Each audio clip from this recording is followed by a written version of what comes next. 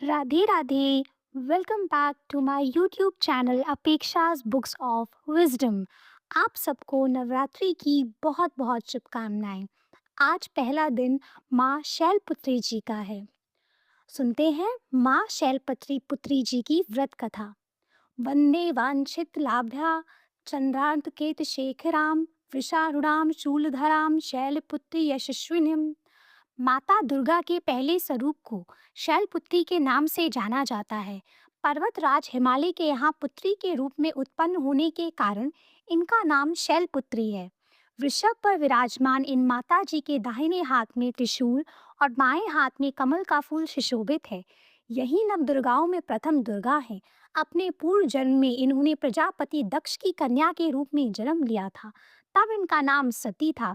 इनका विवाह भगवान शंकर से हुआ था। एक बार की बात है कि प्रजापति दक्ष ने एक बहुत बड़ा यज्ञ किया, जिसमें प्रजापति दक्ष ने सारे देवताओं को अपना अपना यज्ञ भाग लेने के लिए आमंत्रित किया, किंतु शंकर जी को उन्होंने इस यज्ञ में आमंत्रित नहीं किया।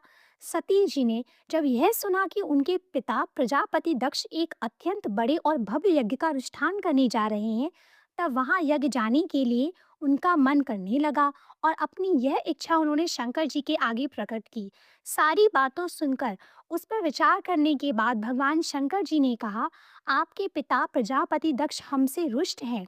उन्होंने अपने यज्ञ में सभी देवी देवताओं को आमंत्रित किया है, उनके यज्ञ भाग में उन्हें दिए हैं, किंतु हमें आमंत्रित नहीं किया है। यहाँ तक कि कोई सूचना भी नहीं भेजी है। ऐसी स्थिति में बिन बुलाए तुम्हारा वहाँ यज्ञ में जाना किसी प्रकार भी ठीक नहीं होगा। शंकर जी की बात का सती पर कोई प्रभाव नहीं हुआ और पिताजी द्वारा किए जा रहे यज्ञ देखने और वहां जाकर अपनी माता और बहनों से मिलने की उनकी इच्छा किसी प्रकार से भी शांत नहीं हुई। उनका प्रबल अनुरोध जानकर भगवान शंकर जी ने उन्हें अपने पिता के घर यज्ञ में जाने की अनुमति दे दी। पति से आज्ञा मिलने के बाद सती खुशी खुशी अपने पिता के घर पहुंची, किंतु सती जी ने पिता के घर पहुंचकर देखा कि कोई भी उनसे आदर सम्मान और प्रेम पूर्वक बात नहीं कर रहा है। सारे लोग उन्हें मुंह फेरे सारे लोग उन्हें मुंह फेरे हुए खड़े हैं। केवल उनकी माता जी ने ही उन्हें स्नेहपूर्वक गले लगाया और उनका हालचाल पूछा।